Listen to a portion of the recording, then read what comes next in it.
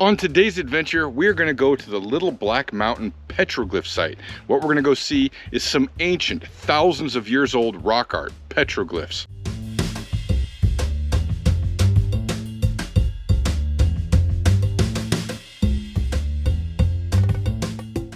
It makes me think of mechanical. It looks like a machine. It's located just south of St. George, Utah, but the road to get out here, although it's short, can be kind of dicey. Let me show you what I mean.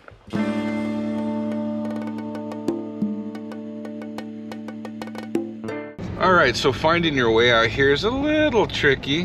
What you want to do is take a right at the Arizona-Utah state line, and then a pretty quick left down this road.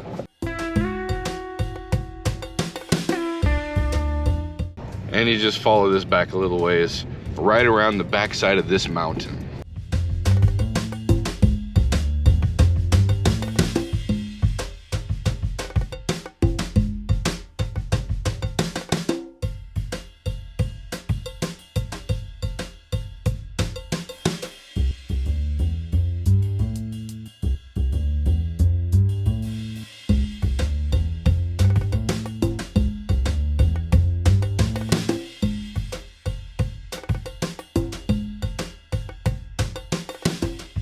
So the Black Mountain Petroglyph site is said to be representative of 6,000 years of human habitation in this area, with obviously multiple different tribes, including Western Anasazi.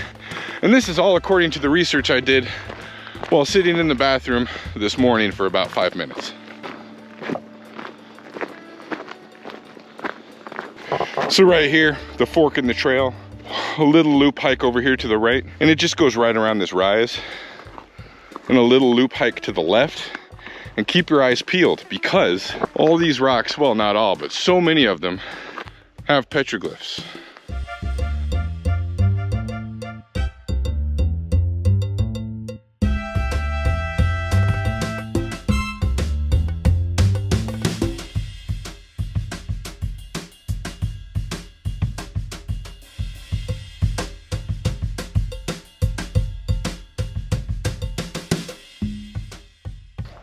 Now this one up here is interesting because there's legends of the six-fingered and six-toed people, because all around the Grand Circle region, which extends through the whole Four Corners region, but a huge swath of the Grand Circles in Utah, and in the whole area, there's images of six-fingered and six-toed petroglyphs, which leads to the legend of the six-fingered people.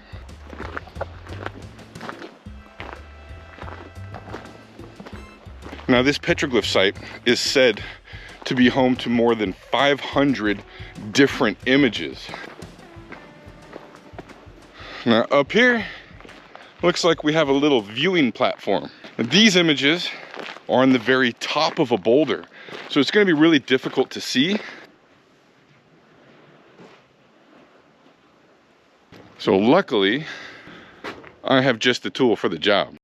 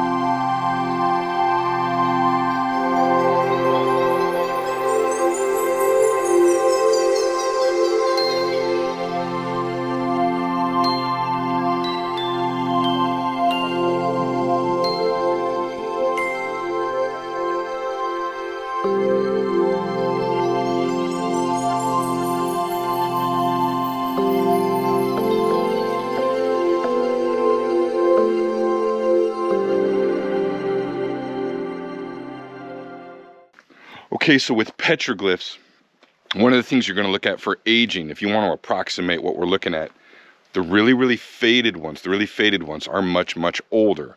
The images that are bright and shiny and stand out really white, those are going to be newer. But when we're talking about newer versus older, newer is going to be hundreds of years old.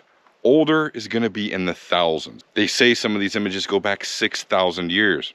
And also what's common is you'll see newer images carved, well, chipped on top of older images. We have the ancient tribes that were through here living and then whatever disappeared. Newer tribe comes in, chips their own images. You really have to keep your eyes peeled because some of these images are so old and so faded and so eroded that you might not notice them otherwise.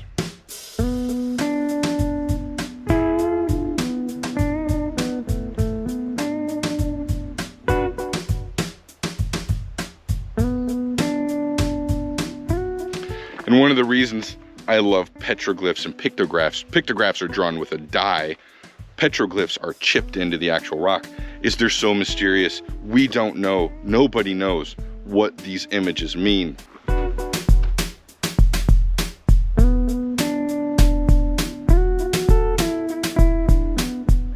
These wavy line images, most commonly interpreted to mean river, which would make sense, that'd be really important to them back then. But the fact of the matter is, we don't know.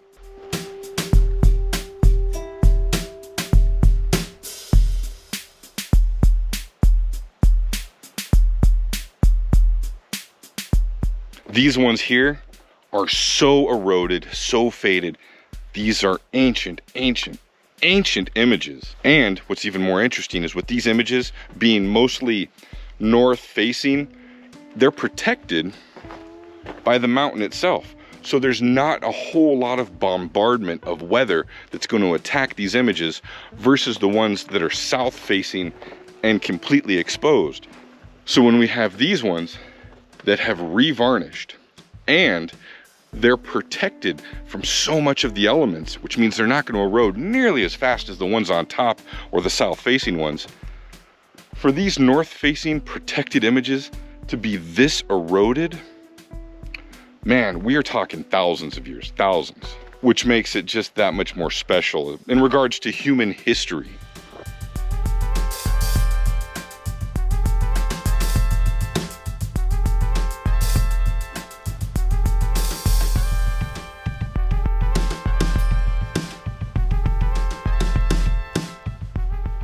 Now here's a great example of what I was talking about, a newer petroglyph versus an older one. This footprint chipped out, it's still white. So that means it's in the process of oxidizing, of varnishing. Where this ram is darker, which means it's already begun the oxidization process. And it's gonna get even darker till eventually it's black like this. So here we have one that's much older than this one. Is it the same tribe? Was it a different tribe? I don't know. I'm still learning about that. And because people suck, we always have a steaming POS. So now the whole world knows that Wendy is a pile of S. Moving along this rock face. More indentations.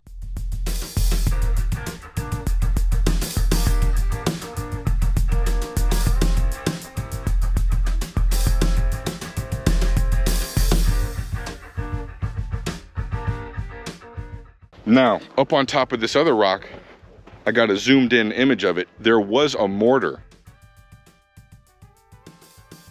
An indentation where they were grinding something. It's just a classic mortar. I forget the technical term for it. Someone put it in the comments. The mortar and pestle. What are those actually called? These indentations also look like they perhaps could have been man-made. I don't know, to hold scaffolding. Perhaps originally it was part of a structure. But also, the rocks out here in Utah, man, you're gonna find weird pockets in them naturally made all over the place. Utah has some very peculiar and interesting rock formations just naturally. So it's hard sometimes to tell, was this man-made or is this just naturally forming? But those look man-made.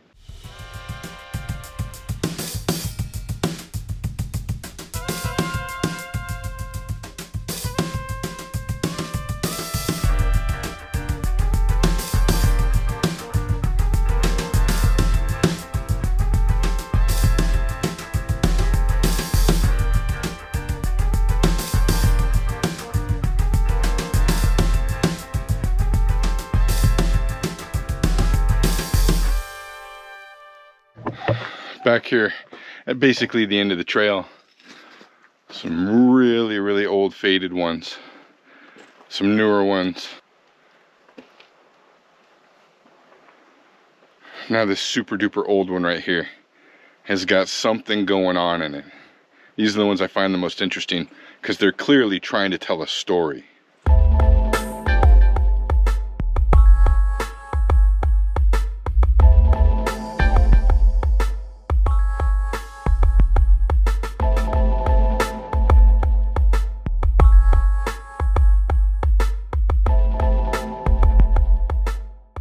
Some kind of a wheel with spokes, but this is way, way, way pre-European arrival. Lines, circles, star. It makes me think of mechanical. I'm not saying that's what it is, I'm just saying that's what this makes me think of. It looks like a machine. It's really interesting.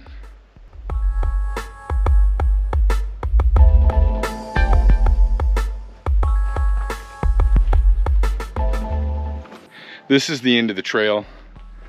This last, what I'm gonna say, mechanical looking image. There's a barbed wire fence right behind us. That leads into a neighborhood.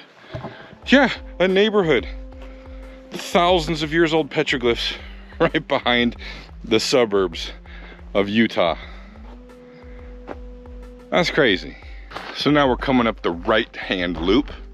I don't know if you can see the little buildings in my truck just right there. It's a short trail.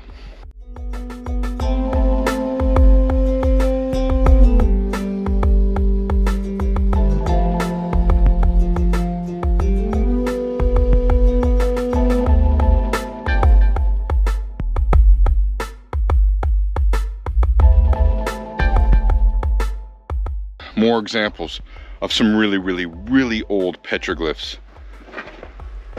Perhaps it's two rivers. Something was chipped in here because you can see the little pock marks, but all the detail is gone. And then these two spade looking images, something below it, with the horizontal line and a whole bunch of vertical lines sticking off of it. But super old, super ancient. You can hardly see these. Also though, wide open and exposed to all the weather coming in, so they're gonna erode a lot faster. Looks like at one time perhaps there could have been something right here as well.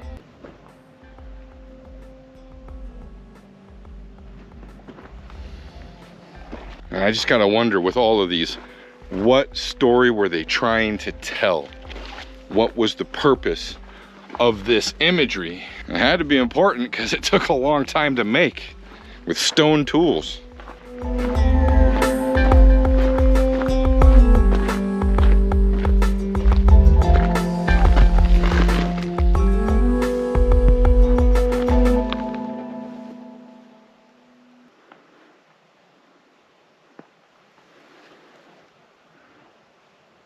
Now this one's super mysterious too, and a lot of fun, even though it's 80% weathered and eroded away because it's just south facing wide open. You can see it's a wheel and there's spoke type things coming out, but it doesn't look like a wagon wheel. I've seen wagon wheel petroglyphs before, like at Newspaper Rock.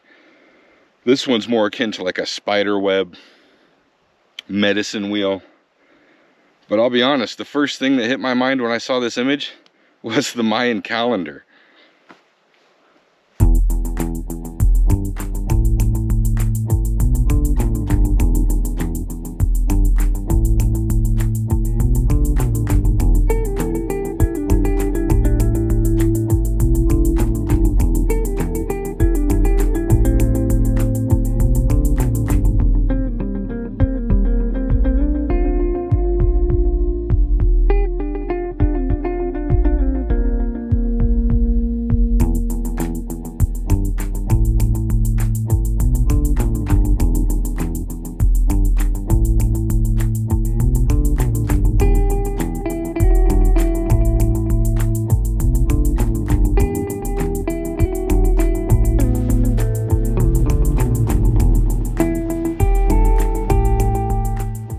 here's a great example.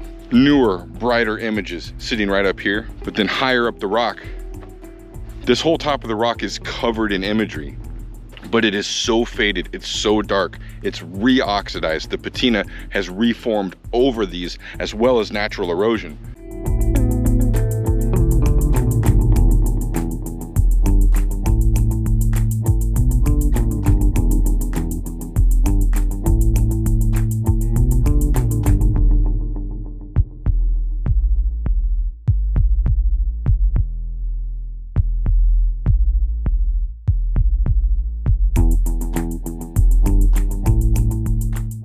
So we have a much older tribe that was residing in the area, and then a newer tribe.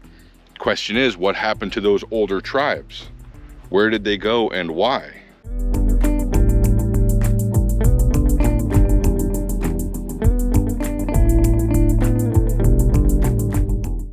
Now, I'm not throwing out any theories, but this looks pretty similar to the petroglyphs the Hawaiians made. Just saying.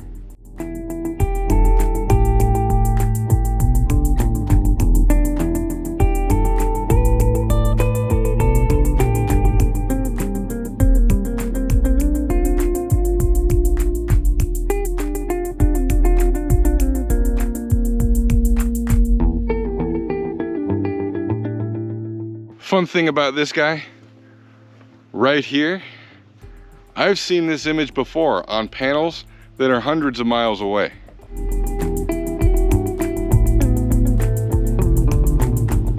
And that's another fascinating thing about all these images. When you see repeated images, and I'm not just talking about like goats and sheep and stuff like that.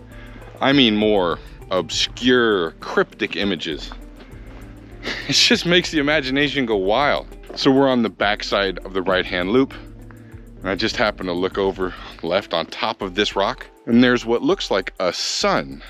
So let's get the drone up and see what's on top of this rock, because I think there's something up here.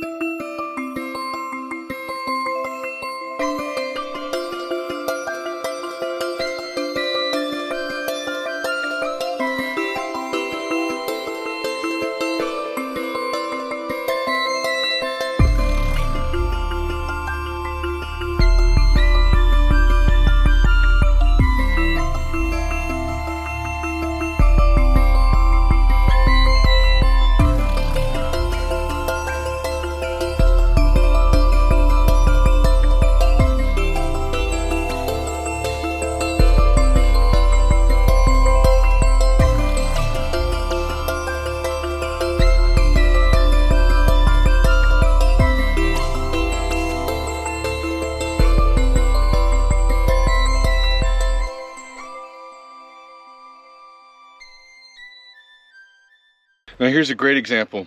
If you couldn't see some of the other petroglyphs with the drone that were way older underneath some other petroglyphs, this is a great example. This goat, super old, it's already revarnished, super weathered, then a much brighter one right on top of it, and it actually encroaches and goes into the older one. And so this newer one just put right on top of this older one, which is interesting.